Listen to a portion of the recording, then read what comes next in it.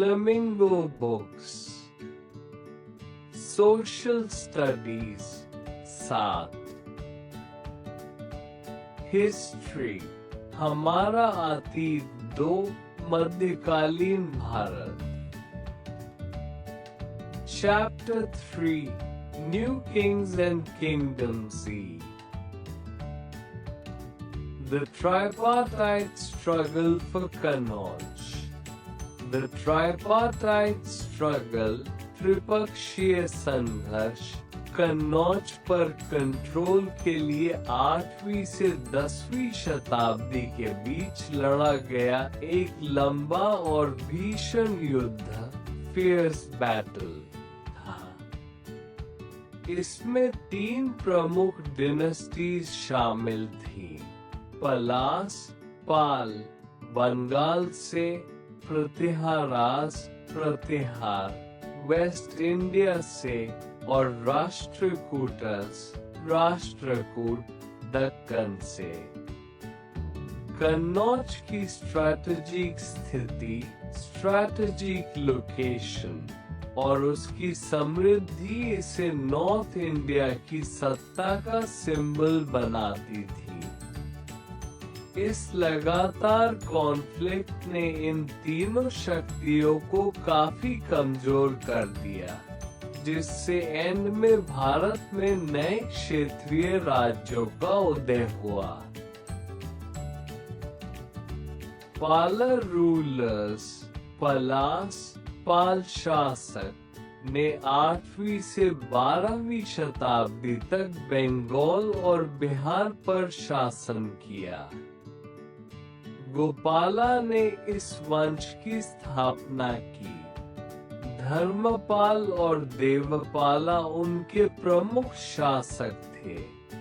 ये बौद्ध धर्म के महान संरक्षक, ग्रेट पेट्रन्स ऑफ बुद्धिज्म थे और इन्होंने नालंदा और विक्रमशिला जैसे शिक्षा केंद्रों को बढ़ावा दिया।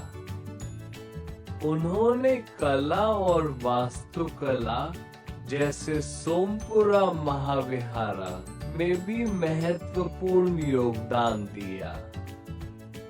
राजपूत रूलर्स, राजपट्स, राजपूत शासक 7वीं शताब्दी से नॉर्दर्न एंड वेस्टर्न इंडिया में कई स्वतंत्र राज्यों में उभरे।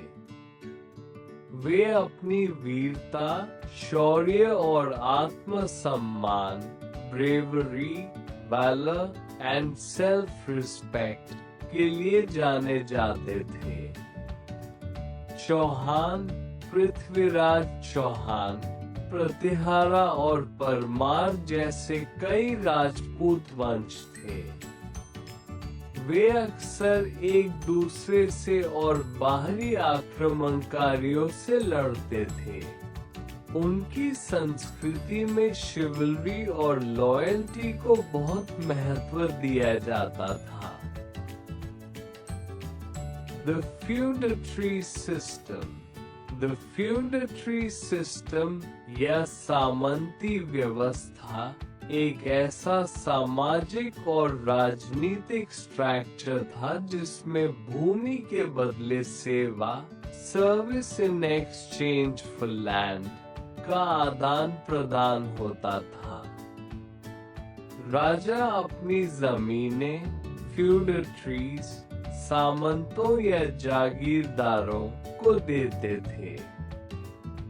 ये फ्यूडट्रीज बदले में राजा को सैन्य सहायता, मिलिट्री सपोर्ट, राजस्व, रेवेन्यू और वफादारी, लॉयल्टी देते थे। भारत और यूरोप दोनों में इसके रूप देखने को मिलते हैं।